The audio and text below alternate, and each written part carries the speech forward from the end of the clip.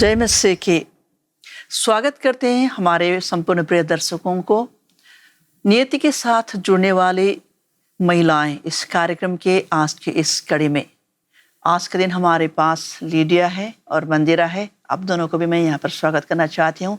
आप दोनों के साथ ही हम हमारे संपूर्ण प्रिय दर्शकों को भी विशेष रूप से स्वागत करना चाहते हैं जो हमारे साथ इस कार्यक्रम के लिए लगातार जुड़े हुए हैं। हम लोग इस कार्यक्रम के द्वारा निरंतर प्राप्त किए गए ईमेल्स के लिए, आपके प्रार्थना का निवेदन के लिए, और कई बहनें अपने गवाही और साक्षी भी हमारे साथ साझा कर रहे हैं। उन सभी के लिए आप सबों को मैं धन्यवाद देना चाहती हूँ, जिससे हमारे भी प्रोत्साहन होती है, हमें भी उत्साह मिलती है परमेश्वर के वचन आप सभी लोगों के साथ साझा करने के लिए। हम एक दूसरे के साथ बातचीत करते हुए, साझा करते हुए कई सारी बातें हम प्रभु के राज्य के लिए सीख पाते हैं। तो एक बार फिर हम स्वागत करते हुए पिछले हफ्ते हम लोग क्या सीख रहे थे उसके बारे में मैं थोड़ी सी आपको बताना चाहती हूँ। हम लोग नीति वचन 31वें अध्याय से हम लोग बात कर रहे थे, जहाँ पर हम क्या देख रहे थे कि एक स्त्री, एक मसीह स्त्री के जीवन पर क्या गुण होनी चाहिए। हम लगातार हमने कई सारे वर्सेस को, कई सारे वचनों को वहाँ पर हमने देखा, आयतों को हमने वहाँ पर देखा, और कैसे इन अंत के दिनों में महिलाओं को उसी तरह, उसी प्रकार के गुण से भरे होने चाहिए, और परमेश्वर इसी प्रकार की आशा हम सभी लोगों के साथ करते हैं। हमने यही देखा कि 31वें अध्याय नीति वचन के जो भी स्त्री के वहाँ पर जितने भी गुण बताए गए हैं, एक मसीह स्त्री में वो सारे गुण विद्यमान होने चाहिए। तो मुझे लगता है कि हम आज के दिन एक और स्त्रियों में होने वाले एक और गुण के बारे में हम चर्चा करेंगे, उसके बारे में हम देखेंगे। तो मेरे साथ अगर आप लोग निकाल सकते हैं तो हम लोग फिर एक बार नीति वचन 31वें अध्याय की ओर जाएंगे, क्योंकि ये पूरा का पूरा अध्याय ऐसा है जहाँ पर लगातार स्त्रियों के बारे में बात की गई है, उनके अंदर के कई सारे गुणों के बारे में बयान किया गया है। आज के दिन हम 26वें वचन को हम देखने जा रहे हैं।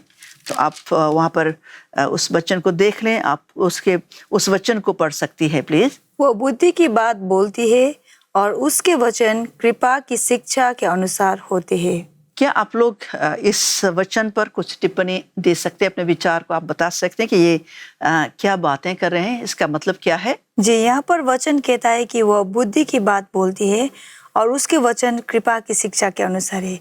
इसका मतलब ये है कि वो जो कुछ भी बोलती है उस पर कृपा नजर आती है। आपका कुछ कहना है? जी ज़रूर।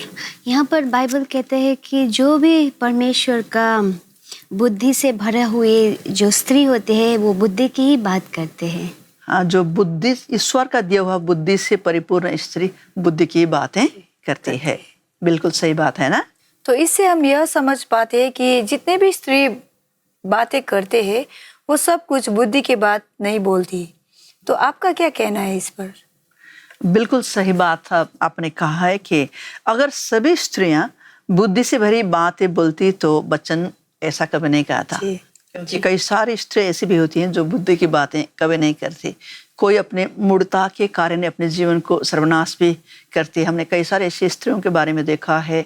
मैंने तो अपने जीवन काल में कई सारे ऐसी स्त्रियों के बारे में पढ़ा है, उनकी ऐसी बातें सुनी है उनके बारे में कि किस तरह से उन्होंने अपने मूर्खता के कारण अपने जीवन को उन्होंने बर्बाद कर दिया है। और अभी इस समय ये लोग सिर्फ अपने रोने की बातों को लेकर के वो बैठते हैं। तो इसके कारण इस वचन से हमें यही बात का अंदेशा मिलता है कि सभी स्त्रियां बुद्धि से परिपूर्ण नहीं होती। क्योंकि अगर बुद्धि से परिपूर्ण सब स्त्रियां होती तो ऐसा नहीं लिखा जाता ना।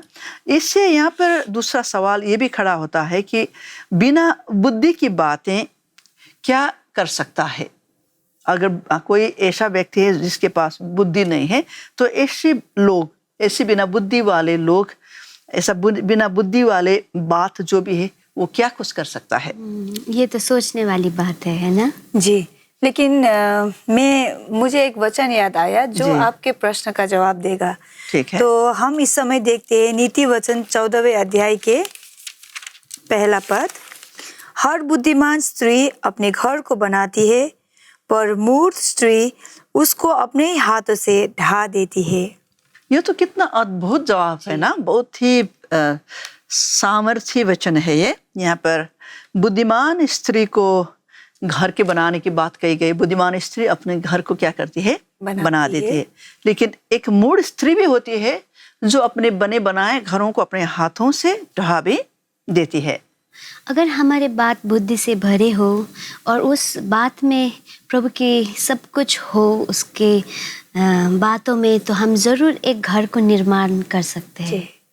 यहाँ पर जो घर शब्द यहाँ पर लिखा गया है, ये घर हम लोग समझते हैं कि सिर्फ अपना घर, एक परिवार का घर। यहाँ पर ये सिर्फ घर की बात नहीं है, सिर्फ बाहर से दिखाई देने वाले एक मकान की बात नहीं कर रहा है। यहाँ पर ऐसा कहा गया है, ये वचन जो है, ये वचन इस तरह से कहता है कि बुद्धि से भरी बातें ये चीज़ों को निर्माण करता है, सामग्रियों के निर्माण करता है। मतलब कि कुछ अच्छा निर्माण कार्य बुद्धि से परिपूर्ण जीवन एक स्त्री ही कर सकती है।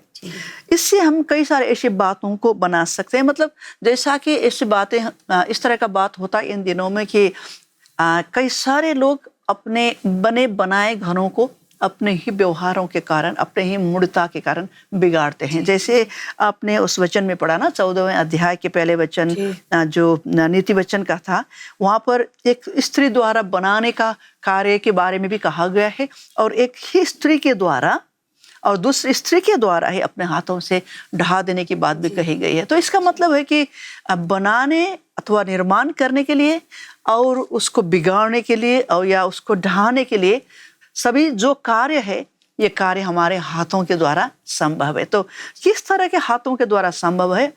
वो एक ऐसी स्त्री के द्वारा, अगर वो बुद्धिमान हो तो वो क्या करती है? निर्माण करती है। अगर वो मूढ़ हो तो वो क्या करती है? बिगाड़ती है। जो भी बनाया हुआ घर को भी वो खत्म कर देती है या नष्ट कर देती है। जी, मैं आपके बात से सहमत हूँ, क्योंकि यहाँ पर वचन के अनुसार अगर उसके ठीक विपरीत को हम देखें तो अगर हम ऐसे स्त्री हो जो बिना बुद्धि के बोलते हैं, तो हम क्या देखते हैं कि हम हमारे जो भी हम बात करते हैं, जो भी हम बोलते हैं, उसकी वजह से हम बहुत कुछ खत्म भी कर सकते हैं। जी जी। तो इस वचन कहता है कि हमें एक बुद्धि से भरी हुई स्त्री होना चाहिए। प्रभु हमसे यही चाहते हैं। जी हाँ, प्रभु ने हम लोगों को एक स्त्री के रूप में जन्म देने का फैसला किया। बाइबल हमें ये बताता है। तो जैसे हम इस धरती पर आए, तो प्रभु परमेश्वर का एक योजना हम हर एक मसीही स्त्रियों के लिए है। तो बाइबल ये बताता है कि हम कोई भी स्त्रियां या कोई भी लोग, किसी भी व्यक्ति, किसी भी मानव जो इस धरती पर जन्म लेता है, वो बगैर किसी उद्देश्य से परमेश्वर इस धरती पर नहीं भेजा। वो हर एक को अपनी योजना के द्वारा इस धरती पर भेजते हैं। तो हम सभी मसीह स्त्रियां जो इस समय इस धरती पर हैं, हम सभी लोग एक एक परमेश्वर की योजना के अनुरूप इस धरती पर आए हुए हैं। तो हमें सिर्फ इस संसार की बातों के लिए, सिर्फ एक पारिवारिक हिसाब से हमें नहीं जीना है, लेकिन हमें परमेश्वर द्वारा दिए गए जो उद्देश्य हमारे जीवन के लिए, उस नियति को, उस उद्देश्य को हमें ढूंढना जरूरी है। तो उसे ढूंढने के लिए हमें क्या चाहिए? परमेश्वर से बुद्धि चाहिए। क्योंकि अगर बुद्धि ना हो तो फिर हम वो मूढ़ स्त्री बन जाते हैं जो बने बनाए खेलों को क्या करते हैं?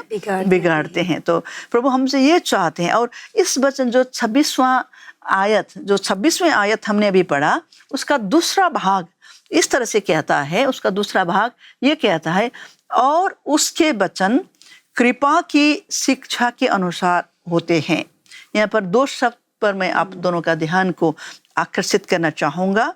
कृपा की शिक्षा, कृपा और शिक्षा। उसके वचन, वो स्त्री का वचन, जो बुद्धिमान स्त्री है, उसका वचन क्या होता है? कृपा के वचन होते हैं। मतलब बुद्धिमान स्त्री कृपा के वचन बोलती है, और कृपा की शिक्षा के अनुसार, जो कृपा की शिक्षा उसको दी गई है, उसी के अनुसार होते हैं। जी, तो फिर इसका मतलब तो ये हुआ कि हम जब भी किसी से बात करें या सलाह दे किसी को भी, तो उस सलाह या फिर उस बात पर भी शिक्षा और कृपा का होना बहुत ही जरूरी है। बिल्कुल सही बात है, बिल्कुल सही बात है। कई सारे लोग हमारे पास क्या करते हैं? सलाह के लिए आते हैं। अगर कोई लोग बुद्धिमान है तो लोग उनके पास जाना पसंद करते हैं, उनसे सलाह लेना पसंद करते हैं, क्योंकि उनको ये लगता है कि ये व्यक्ति तो बुद्धिमान है, तो उनसे अगर मैं सलाह लूँगा तो एक अच्छा कार्य मैं अपने जीवन में कर पाऊँगा। तो यहाँ पर एक बात पर मैं आप दोनों का ध्यान आकर्षण करना चाहती हूँ। यहाँ पर जैसे कि लिखा है कि कृपा की शिक्षा के अनुसार, उसके वचन, जिसका मतलब है उस स्त्री का वचन या बुद्धिमान स्त्री का वचन कृपा की शिक्षा के अनुसार होता है। तो मैं आपको एक बात ये बताना चाहती हूँ कि हम जो भी स्त्रियां हैं, हमारे जो समाज है, समाज में हमारे जो भी एक रूप है, हमारे जो भी एक हमको लोग जिस भी प्रकार के दृष्टि से देखते हैं, वो बहुत ही मैं क्या कहूँ, एक हिसाब से अच्छा नहीं है। क्योंकि लोगों को ये लगता है कि स्त्रियां क्या करती है, बहुत ज़्यादा झगड़ा करती है। क्योंकि जब आप देखते हैं कि स्त्रियां एक ऐसी मानव है जो ज़्यादातर झगड़ों में शामिल होती है, जितना ज़्यादा झगड़ा पुरुष शायद नहीं करते। मेरा मतलब, कहने का मतलब ये नहीं कि पुरुष झगड़ा नहीं करते, झगड़े कभी कभी हो जाते हैं, लेकिन स्त्रियां ऐसी मानव है जो छोटी छोटी बातों के लिए उनको मतलब झगड़ा करना या छोटी छोटी बातों के लिए उस पर कुड़कुड़ाना, ये उनका एक स्वभाव है। तो उनके कुड़कुड़ाने से बीच में क्या हो जाता है कि झगड़ा भी हो जाता है। तो यहाँ पर एक वचन है कि बुद्धिमान स्त्री की बातों में क्या होती है, कृपा होती है, उसकी बातों में शिक्षा देने वाली बात होती है। तो प्रभु परमेश्वर हमसे यही चाहते हैं कि हम मसीही स्त्रियां ऐसी बातें अपने मुंह से निकालें जिसमें उनकी कृपा नजर आए, लोगों को कृपा पूर्ण आवाज सुनने पाए, न कि हमारी कर्कश आवाज। कभी कभी जब हम लोग झगड़ा करने लगते हैं तो हमारे मुंह से अच्छा वाला शब्द तो निकलता नहीं है ना। तो कृपा और शिक्षा एक स्त्रियों के वचन में, उनकी वाणी में होना बहुत ही जरूरी है। और ये सही कहा आपने। सारे संसार के लोग भी जब भी लड़कियों को देखते हैं तो हमेशा यही सोचते हैं कि एक झगड़े का दुकान है ना।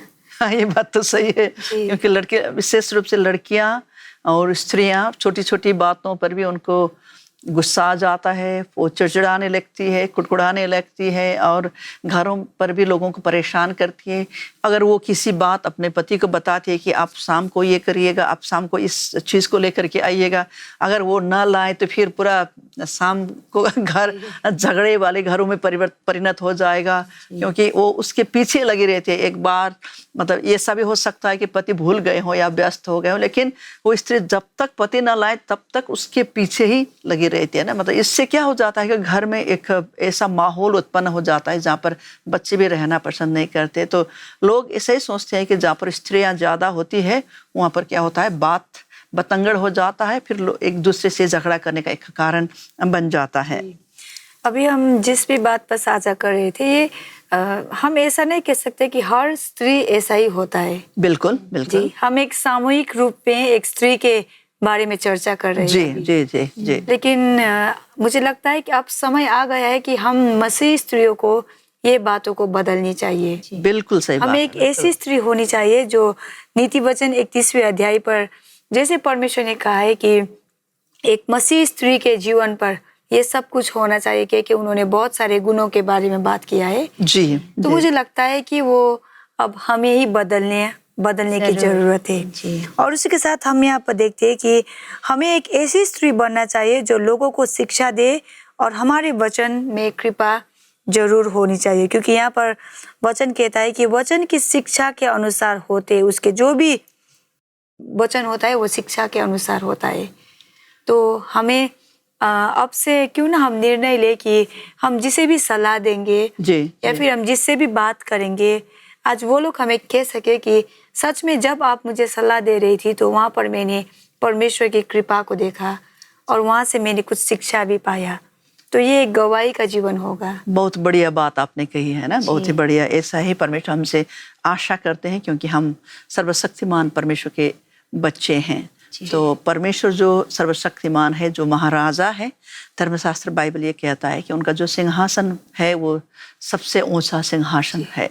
अगर वो हमें हमारे पिता के रूप में है और हम उनकी बच्चियां अपने आप को कहलाते हैं, तो हमारे मुंह से ऐसे झगड़ने वाले बुरे बुरे शब्द, कभी कभी हम लोग अश्लील शब्द का भी उपयोग करते हैं। ऐसा अगर हम करते हैं तो हम लोगों को कैसे बता सकते हैं कि हम सर्वशक्तिमान यहोवा परमेश्वर के बेटियां हैं। तो हमें उनके हिसाब से, उनकी इज्जत के हिसाब से, उनके सम्मान के हिसाब से भी हमें अपने आप को जागरूक करना होगा। अपने जीवन में ढूंढना होगा कि कहीं कुछ गलत हम लोग नहीं कर रहे हैं, कुछ प्रकार की मूर्खता की बातें हमारे मुंह से निकल रही है या नहीं। ये सभी की सभी बातें हमें ध्यान में रखना होगा जब हम जानते हैं कि हम मसीही महिलाएं हैं और परमेश्वर ने हमको एक सामर्थ्य बुलाहट को देकर के उन्होंने हमें बुलाया है। तो मैं आप दोनों को ये बता रही थी, और बाइबल ये हमसे बताता है कि जैसे हम इन अंत के दिनों में जी रहे हैं, क्योंकि धर्मशास्त्र बाइबल ये बताता है कि हम करीब करीब अंत के दिनों में आ पहुंचे हैं, जहाँ पर जितने भी बाइबल में भविष्यवाणियाँ की गई थी कि अंत के दिनों में ऐसा होगा वैसा होगा, वो सारी की सारी घटनाएं हम इन दिनों में समाज में होता हुआ देख पा रहे हैं। बुराई बढ़ने की बातें, दुष्टता बढ़ने की बातें, लोगों के बीच में प्यार न होने की बातें, प्रेम न होने की बातें, मानवता को खो जाने की बातें हम इन दिनों में सारे जगत में हम देख रहे हैं। सिर्फ हमारे देश में ही नहीं, संसार भर के देशों में अगर आप इस समय देखते हैं तो छोटे छोटे बच्चों की बलात्कार होती है, जो पहले मतलब इतना ज़्यादा रूप में नहीं होता था, या अगर होता भी था तो थोड़ा बहुत कहीं होता होगा। लेकिन इन दिनों में आप जब कभी खबरों को और देखते हैं, समाचारों में ये सुनते हैं कि छोटी छोटी बच्चियों तक को लोग क्या नहीं कर रहे हैं, छोड़ नहीं रहे हैं। यहाँ तक कि वृद्ध अवस्था में पहुंची गई माताओं तक इस धरती पर सुरक्षित नहीं है।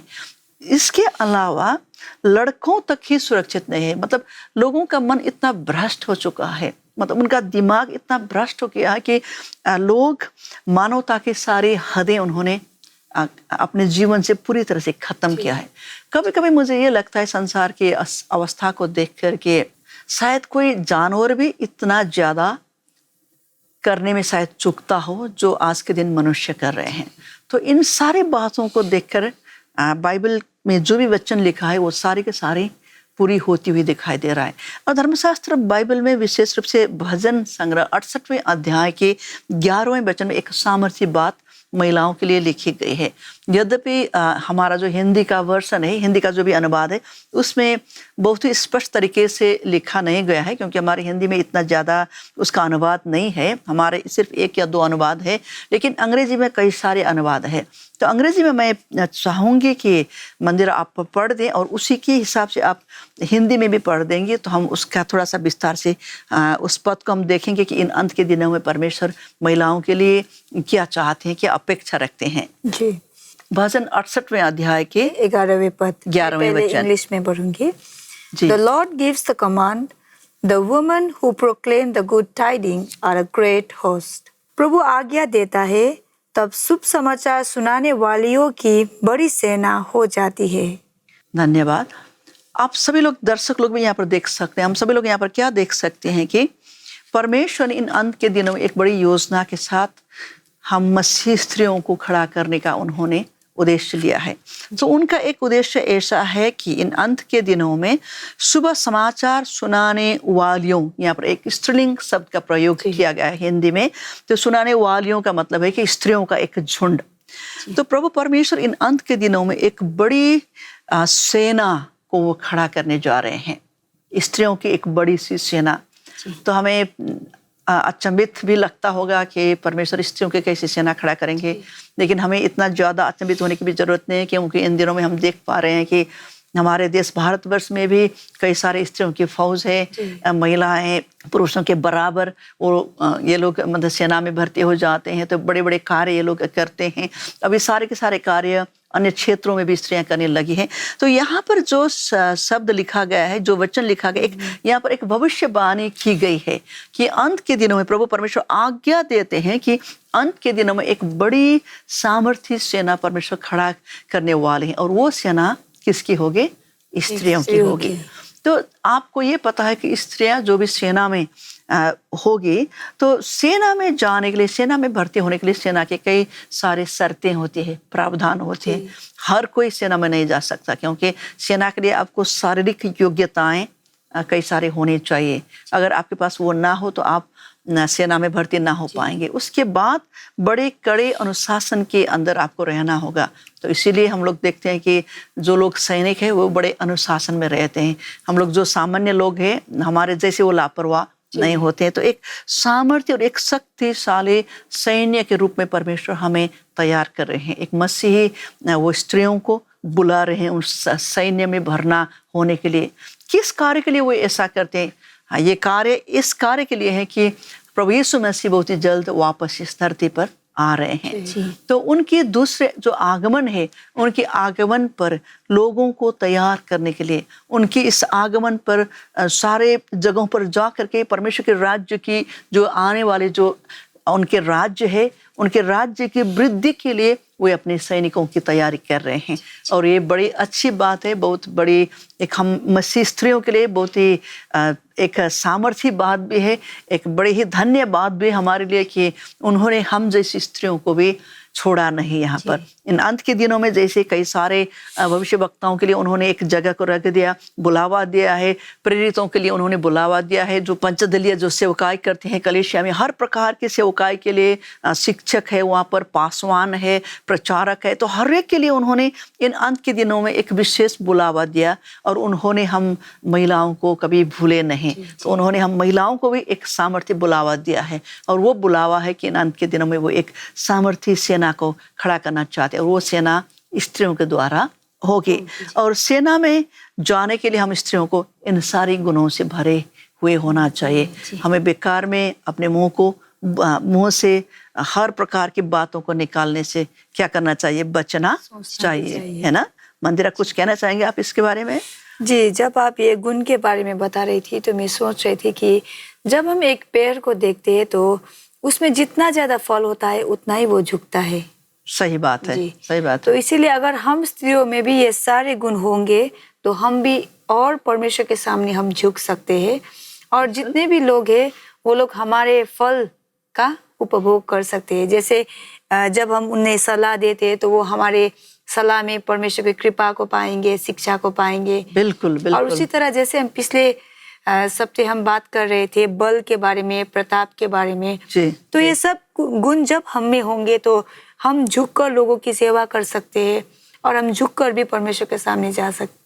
बिल्कुल सही बात है, बड़ी अच्छी बात आपने कही है। और इन सारी बातें परमेश्वर हमारे जीवन में, मसीही स्त्रियों के जीवन में देखना चाहते हैं। क्योंकि मैंने आपसे यही कहा था कि फौज में जाने के लिए, सेना में फिरना होने के लिए, भर्ती होने के लिए हमारे अंदर कुछ गुण होना जरूरी है।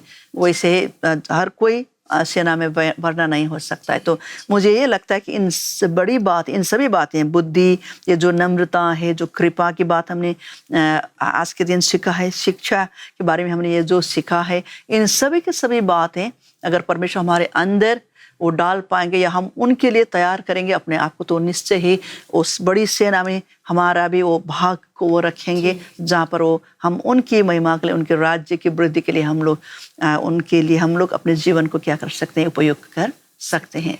तो हम इस समय इस जो भी आज के इस सत्र है उसके अंत में हम आ चुके हैं। मैं चाहती हूँ कि मंदिरा प्रार्थना के द्वारा हमारे दर्शकों के लिए प्रार्थना के द्वारा इस कार्यक्रम को अंत करें। जी बिल्कुल, आइए हम प्रार्थना करते हैं। परमेश्वर पिता, हम इस समय फिर से आपके चरणों पे आते हैं और हम इस समय के लिए आपको धन्यवाद देते हैं प्रभु। और जैसे प्रभु हम इस कड़ी पर आज हम प्रभु चर्चा कर रहे थे और हमने सीखा कि प्रभु सच में आज पेड़, जितना प्रभु पेड़ में फल होता है उतना ही वो झुकता है। तो वैसे ही प्रभु आपने कहा है कि एक स्त्री जिसे आप चाहती है और आप चाहती है कि प्रभु यदि प्रभु हम चाहे कि आप हमारी प्रशंसा करें तो वो स्त्री के हर शब्द में कृपा होगी और शिक्षा भी होगी प्रभु। और आप ही ने हमें वो सामर्थ्य दिया है कि हम हमारे बातों से किसी भी चीज़ का निर्माण भी कर सकते हैं और किसी भी चीज़ को ख़त्म भी कर सकते हैं। तो प्रभु हम इस समय विशेषकर उन सभी दर्शकों को आपके चरणों पे लेके आते हैं, इस टीवी के जरिए और यूट्यूब के जरिए देख रहे हैं हमें प्रभु। और हम प्रार्थना करते हैं कि हम सभी स्त्रियों को, हम सभी आपके बच्चों को प्रभु आज हमें ऐसा बनाए कि हमारे पास वो सब गुण हो सके प्रभु, ताकि उन सभी गुणों को लेकर प्रभु हम आपकी सेना में भरना हो सके और उससे प्रभु आपकी राज्य की स्थापित हो सके इस पृथ्वी पर प्रभु। धन्यवाद देते हम इस समय के लिए और हमने जो भी चर्चा किया उस पर पवित्र आत्मा आपने हमारी सहायता की, हम इसके लिए धन्यवाद देते हैं। हम इन सभी प्रार्थनाओं को प्रभु यीशु मसीह के नाम से मांगते हैं, आमीन। हम अपने दर्शकों को धन्यवाद देना चाहते हैं हमारे साथ इस कार्यक्रम के अंतर्गत जुड़ने के लिए। तो अगले सप्ताह फिर इसी कार्यक्रम के अंतर्गत अगली कड़ी के साथ हम आप सभी लोगों के सामने प्रस्तुत होंगे। जय मसीह की। If you are blessed by this program, please send your testimonies and feedback to Jesus Ministries, number 110 Old GNT Road, Karanodai, Chennai 600067, Tamil Nadu, India। अगर आप इस कार्यक्रम से आशीषित हैं तो अपनी गवाही और विचार हमें इस पते पर भेजिए। जीसस मिनिस्ट्रीज, संख्या 110, पुरानी GNT रोड, कारानोडई, चेन्नई 600067, तमिलनाडु, भारत।